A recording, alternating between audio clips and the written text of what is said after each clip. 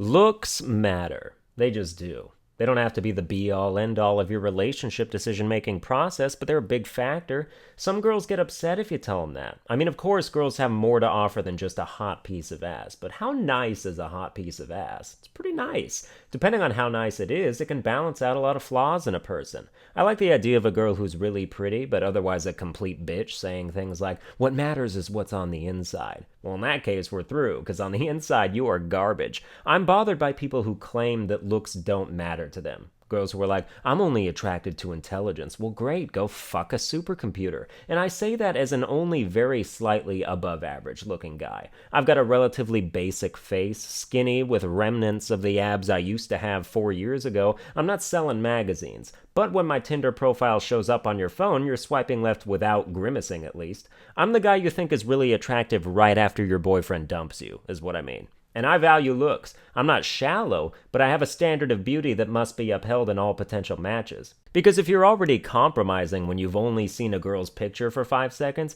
that's going to set you on a path as you get to know her, and eventually down the line you'll realize you trapped yourself. Take my word for it, not every girl I've dated won first prize at the county fair, but the ones who did made me securely happy in that regard. And it became one less thing to ever worry about, so I could focus on digging my preferred relationship pitfalls, like insensitive comments and undeserved public humiliation. It's like I always say, I'm a niche catch.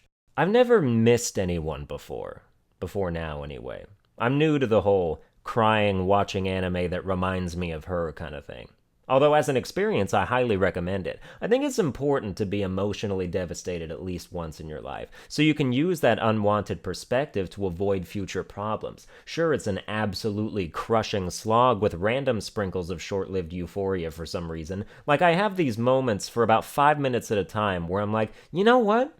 It's gonna be okay. Like I'm in the eye of a hurricane, but oh wait, there's the other side of it coming. Oh, and also 12 more storms behind that shit. What I can't accept is that I deserve it. I totally 100% do, and that makes it all the more infuriating because how dare I get what I deserve when I should be getting off scot-free like I'm used to? Since when do consequences apply to me? I don't like these new rules. It sucks when you never took someone for granted, but to everyone else it looks like you did, and you can't really prove otherwise. I know what I feel, but short of getting pulled over on the highway for driving erratically with no license on an ill-advised escapade to your house, I don't know how to express it. I wish I could be ergonomically grandstanding like that. If holding a boombox outside your bedroom window would get you to take me back, I wouldn't hesitate to travel back to 1990 and acquire one. My iPhone speakers don't quite have the range for Vanessa Carlton to reach you. Nobody watching this knows what the hell I'm talking about at this point, and that's okay. I'm just working out some issues. Don't you hate when you turn out to be a negative statistic? Just another asshole being notched into someone's belt, a reinforcement to a stereotype, a catalyst for soul searching. I'm the straw that broke the camel's back. I'm the reason a girl has to swear off guys for a while. How does that feel? I can't pin it down.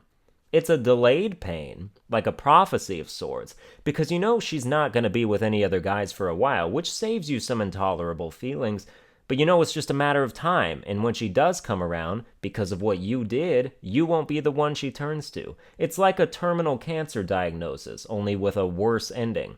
And anybody else could just move on, meet some chick playing Pokemon Go and wrap their legs around her for a month until all the feelings go away, but I'm not the type.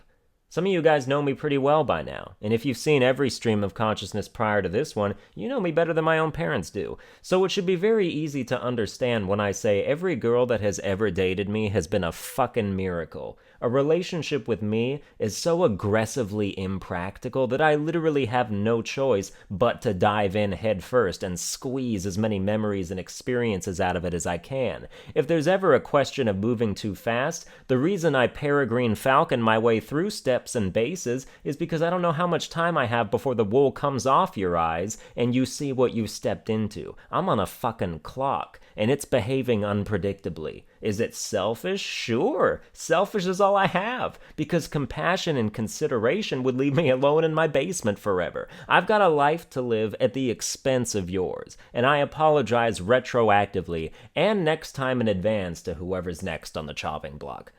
Well, that's going to do it for this episode. I hope you enjoyed it. If you did, you can like, share, and subscribe, and I'll see you guys next time.